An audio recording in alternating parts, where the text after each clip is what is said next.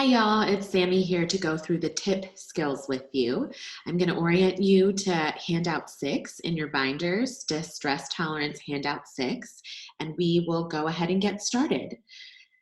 So the TIPP skills are meant to be used for immediate relief over distress tolerance, or with distress tolerance rather, and let's see if I can hide that bad boy. So what we see here is what TIPP stands for. Why don't we start at the beginning?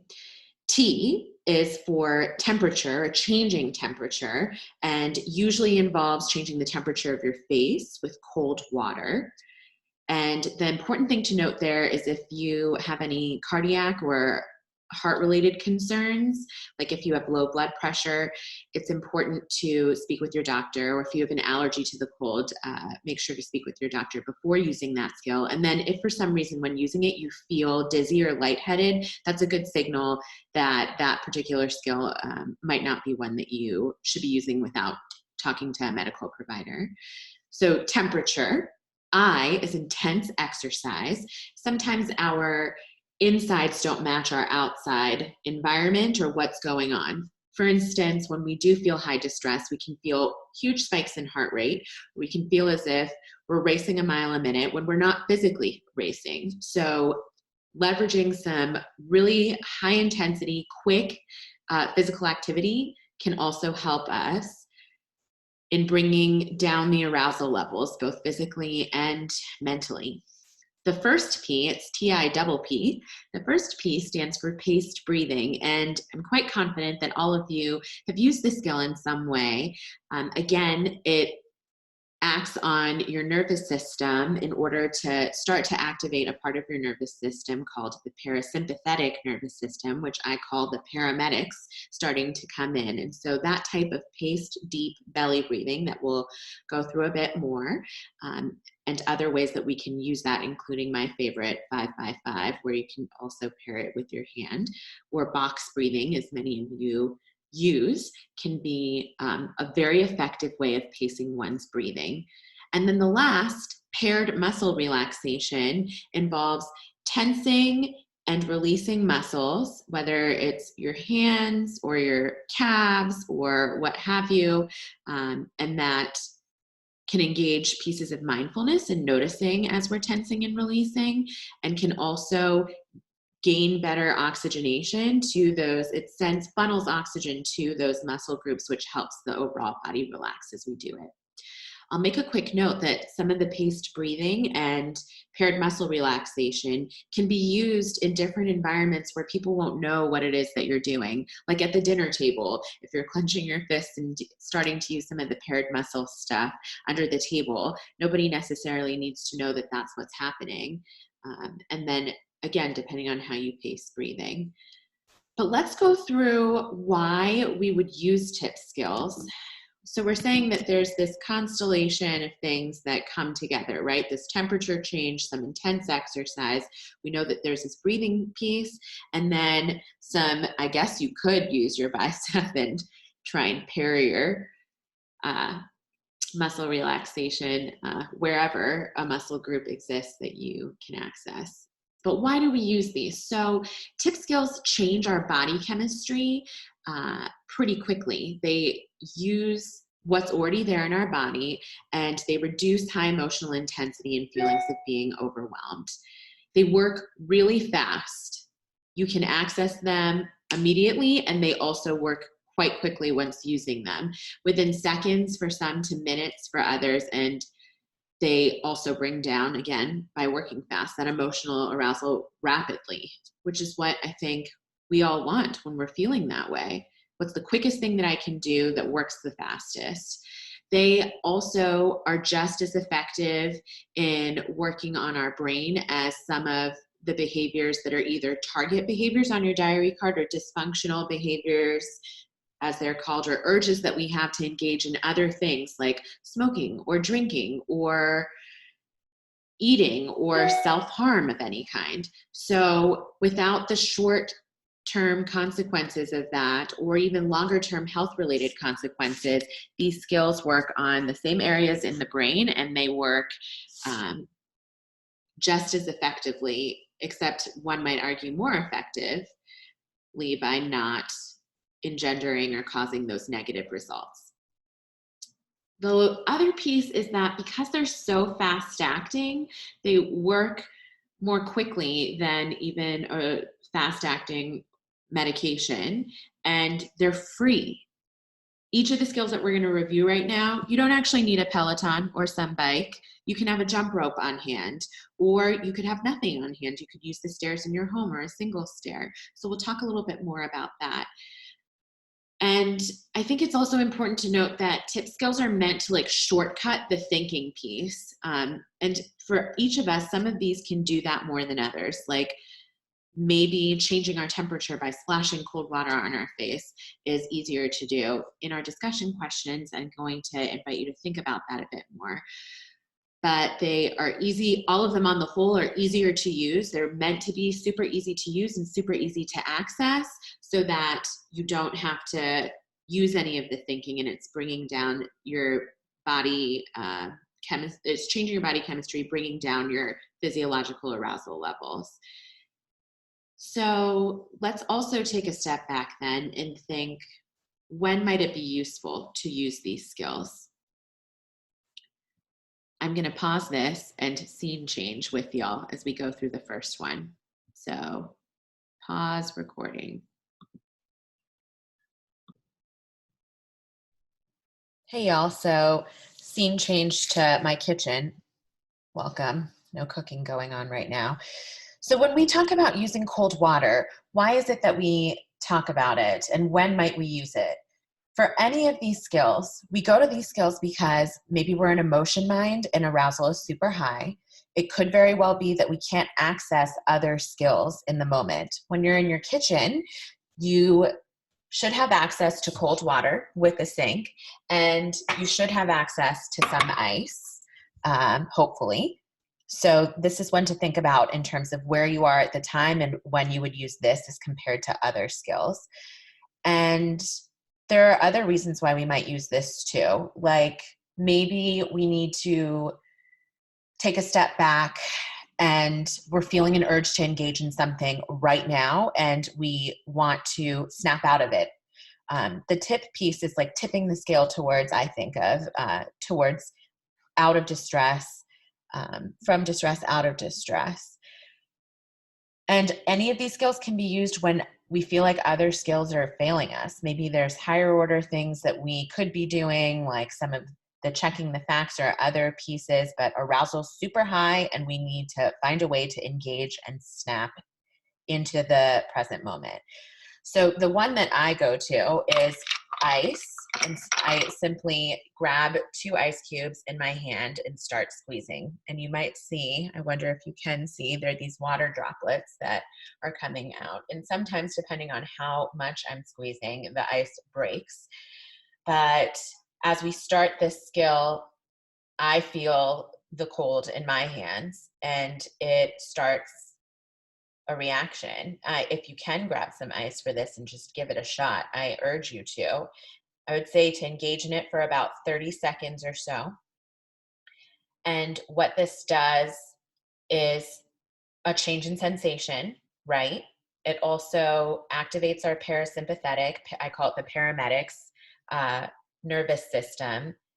When we are using other skills in this temperature framework, like splashing our face with cold water with the sink, or when we have, for those of you who have like used the skill of putting an ice bag or ice pack over your face, what that does is activate the dive reflex. I actually have to drop it because it's turning my hands red too, and definitely working. I feel calmer. I wonder if y'all are able to do it. Grab some ice. Do it as we're going through the rest of this. It activates the dive reflex, and that's based in science. When mammals dive underwater and that water is colder, it again engages our parasympathetic nervous system and brings our heart rate way lower, and that helps us to calm down. Like our nervous systems are trained to pump blood to vital organs and elsewhere throughout the body when we feel like we're in that fight or flight mode, which it is how we feel when we're feeling really emotionally aroused. So this is a way from the outside in to bring that down. Again, it might take about 15 to 30 seconds to start. Everyone's a little bit different. And the ice, I think, on average, takes closer to 30 seconds. I would just be mindful and kind of notice if you do start to feel lightheaded. And again, the cool thing is if you're at home, you can access some of these things. Sometimes people will use a larger ice pack and leave it in the fridge so it's cold, but still retains ice. And then you can kind of place that over your face. Some people will fill up a Ziploc bag and leave that in the freezer and so that they can kind of place their face over it. Or you always have your sink and you can just test the water and get it down to about around 50 degrees or so, or just cold enough. And that will really tip or snap, I think, bring you into the moment. This one works for immediately. It works immediately, I would say. And its effects are variable in terms of how long it lasts. And so that's something to think about for you as yourself, because each person is different too. The second one that we talk about is intense exercise. So here I am in workout gear with y'all to think about how we would use that and why we would use that. Again, when our insides don't really match the outside in terms of we're not being chased by a bear, but it certainly feels that way, or sometimes we can have this anxiety crop up and we feel all of the symptoms of it in our body and we can't quite place where it's going. It can be hard to take a step back and think about it, or to use some of the cognitive skills that we have, like checking the facts or whatnot. Intense exercise is one that you can go to. And if you're at home, or if you're in a place where you feel like you're able to, you don't even need any equipment. Like, again, like this Peloton that we have here, or bike. You can start doing jumping jacks immediately. You can start doing burpees if you know what those are and feel physically able to, where you like jump up. There's a jump for y'all, and then get down and kick your legs out, and then get right back up. And doing that in a succession of 5 can help immediately as well. You can keep a jump rope on hand and jump rope as fast as you possibly can for, again, a period of at least 30 seconds. I urge all of us to think about it, and then when we come back together on our call, to think about what are some of the things that you can go to. If you don't want to be running up and down a flight of stairs, just like simply stepping up and stepping down from a single stair can work. Or if you are in your kitchen and, like me, you have like some type of pattern on your floor, just simply stepping from side to side over that one line can also help, doing that back and forth. Sometimes it's helpful to focus on a count as you're doing them and just keep counting until you feel physically exhausted. What you're trying to do is get in super intensely, very rapid physical exercise very quickly until your body feels as if it's completely exhausted. And that's when you stop, when you cannot continue to go anymore. And that can be very effective as well in terms of, again, getting greater oxygen to our body parts overall, and lowering as you start to, as you stop from the exercise, can really just lower all arousal. And then it can be easier to take a step back and start to think about the other things that you might want to do, or other skills that you might want to engage, or other pieces, what your next steps are. So the next piece on paced breathing. How many of y'all, you can raise your hand to yourself, is this something that you like doing or that you go to? I would say that this is one that can require practice, and we can go to it immediately, sure, and it becomes even more effective as we practice it in lower distress situations, so we can bring up the breathing very easily at any time. Even if you've never practiced it, though, it's important to remember the skill and go to it, because you cannot physiologically hyperventilate once you start pacing your breathing. So we talk about breathing out more slowly than breathing in. The reason for that is as we inhale, our heart rate increases ever so slightly. And as we exhale, our heart rate is lowering.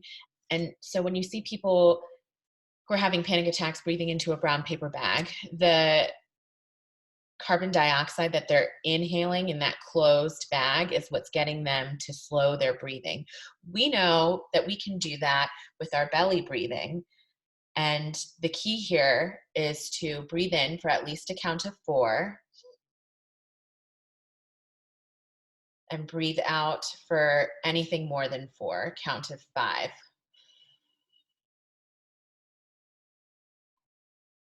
You can't really see my belly here, but the box breathing, I know people use, I think that's 4 by 4. I would recommend a rectangle almost, where your inhale is 4 and your exhale is 5, and your inhale is 4 and the exhale is 5.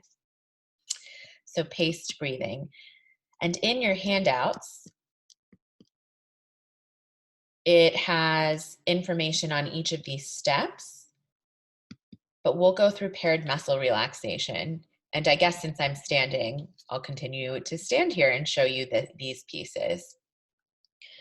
So paired muscle relaxation, there are longer steps that you can go through, and this handout does a nice job of listing each of the muscle groups or pieces that you can focus on. When you are starting, you can practice this for sure. And I urge all of us to just experiment with each of these to see what it looks like, how you feel during it. If you notice that a muscle group might be easier to tense and relax than another, if you have any pain anywhere in your body, which parts of your body you might go to first and which parts you might kind of not go to first in recognition of that. And then to get better, like there are pieces of these muscle groups going from, again, larger to, well, some of them are large muscle groups and they're grouped by these brackets on the left. But for instance, with our forehead or our eyes, that's something that for me, it took practice to think about. I mean, what do you mean like tensing my forehead and releasing? Is that something I really want to do? For me, a really easy go-to, and I think for lots of people, can be our hands. And again, nobody necessarily needs to see that you're doing that. Or your calves are a great one, where nobody necessarily will know that that's something that you're starting to tense. We can talk about this one a bit more in person. I'm doing this as I speak with you, but I tend to tense for as tight as I possibly can and focus, really use some mindfulness here where I'm focusing on the tightness or the sensation in that area. For my fists right now, you can see me shaking a little bit, I think. I'm focusing on how I feel the muscles in my thumbs and in my fingers, and how right now I feel my fingernails also kind of digging into part of my palms. That might be a thing for y'all too. And I can feel myself shaking, but I feel a little bit of a burn as I continue to hold this. And that while I'm doing this, I'm attending to this being something that I'm tensing, and in contrast to the other pieces of my body, like my left toe is not.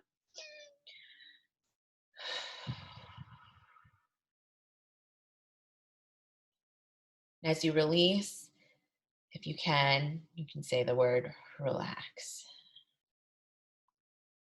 So as you relax then, I hope you did that with me. Thankfully, you can rewind and do it if you want to. I now feel some tingling in my hands. I wonder what y'all feel. And I feel kind of like that feeling when your hands fall asleep and they're coming back a little bit. So the goal would be to do a next set now. If you were like this little diagram that I had shown y'all, you could do this. Or my calves are a go-to too.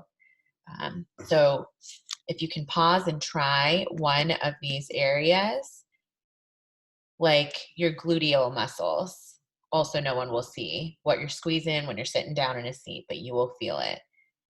Or your neck or chest. I think that as you look over the list, you'll have a sense of which ones seem a little bit uh, different or new for you, like lips and lower face can be a new one. It is for me. And which ones seem like, oh yeah, I can do that, and give them a try. Always good to go through all of them and see which ones are the hardest, which ones are easier. The important piece here is to ensure that you are breathing out as you release, right? We can feel like we're holding our breath as we're tensing any muscle group. So breathing out and making a conscious decision to exhale. As you're tensing, ideally you're tensing for up to 5 seconds and you're using that time to inhale rather than holding your breath too.